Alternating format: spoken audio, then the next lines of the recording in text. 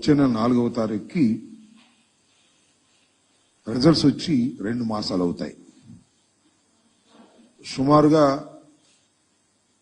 చంద్రబాబు నాయుడు గారు ప్రమాణ స్వీకారం చేసి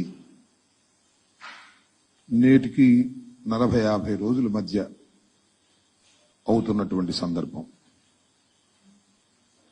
ఈ సందర్భంలో చంద్రబాబు నాయుడు గారు శాసనసభలో కానీ బయట కానీ ఆయన తీసుకున్నన్ని యూటర్న్స్, అది యూటర్న్స్ అంటం కంటే అసత్యాలు, ఎన్నికలకు ముందు ఒక రకంగా చెప్పటం, ఎన్నికల తరువాత అది కాదని దానికి భిన్నంగా ప్రవర్తించటం, 1-2 కాదు, అనేకమైనటువంటి పచ్చి అసత్యాలను ఈ కొద్ది కాలంలోనే నారా చంద్రబాబు నాయుడు గారు చెప్పటం చూస్తే చాలా మంది కొత్త వాళ్ళకి ఆశ్చర్యం వేస్తుంది. ఎందుకంటే మాలాంటి సీనియర్స్కి పెద్ద ఆశ్చర్యం కాదు. ఎందుకంటే ఆయన అబద్ధంలోనే పుడతాడు, అబద్ధంలోనే జీవిస్తాడు, అబద్ధంతోనే రాజ్యం వెళ్తాడు అనేది ఒక సత్యం, నగ్న సత్యం. అది ఒక విధంగా చెప్పాలంటే అది గిన్నీస్ బుక్ రికార్డు కూడా ఎక్కదగినటువంటి అంశం అనేది నేను ఈ సందర్భంగా చెప్పదలుచుకున్నా.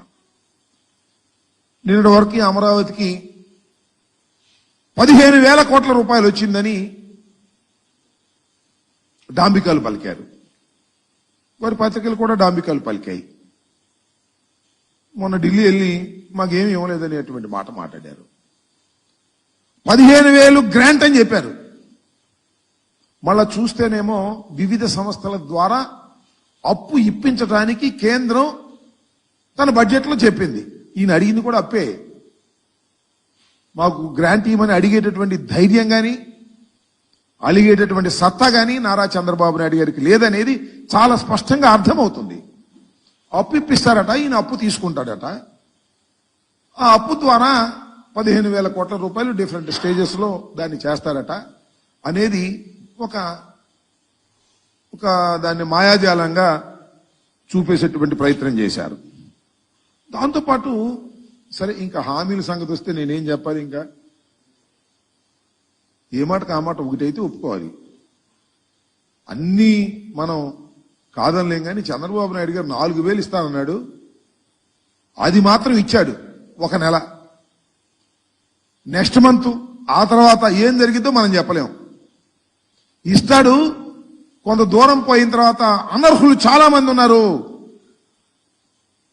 జగన్మోహన్ రెడ్డి గారు అనర్హులకే ఇచ్చేశాడు కాబట్టి అనర్హుల్ని ఏరివేస్తామని చెప్పేసి వాళ్ళలో కొంతమందిని ఎదిరేసినా ఆశ్చర్యపడవలసినటువంటి అవసరం లేదు అని ఈ సందర్భంగా నేను చెప్పదలుచుకున్నా.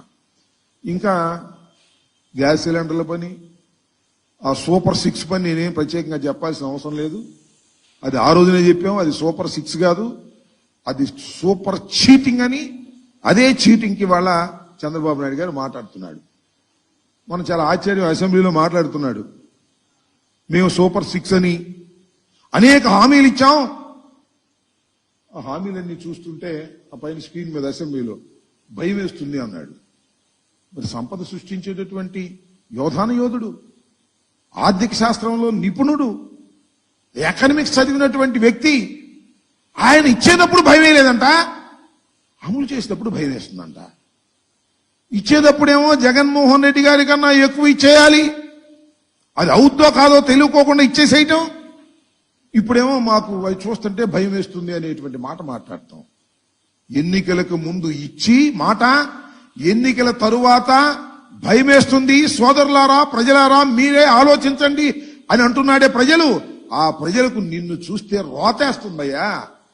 హామీ ఇస్తావు, హామీ నిలబెట్టుకోలేని నీ ముఖాన్ని చూసినప్పుడు ఆంధ్ర రాష్ట్ర ప్రజానీకానికి రోత వేసేటటువంటి పరిస్థితి, పశ్చాత్తాపం ప్రారంభమైంది. అయ్యయ్యో ఎందుకు వేసాంరా చంద్రబాబు నాయుడు గారి మాటలు విని, ఎందుకు ఇన్ని అబద్ధాలు నమ్మి మనం ఎందుకు ఓటేశామనేటువంటి పశ్చాత్తాపం రాష్ట్ర ప్రజల్లో 2 మాసాలు నిండక ముందే ప్రారంభమైంది. ఇది చరిత్రలో ఒక గొప్ప అంశమని ఈ సందర్భంగా నేను మనవి చేస్తున్నా.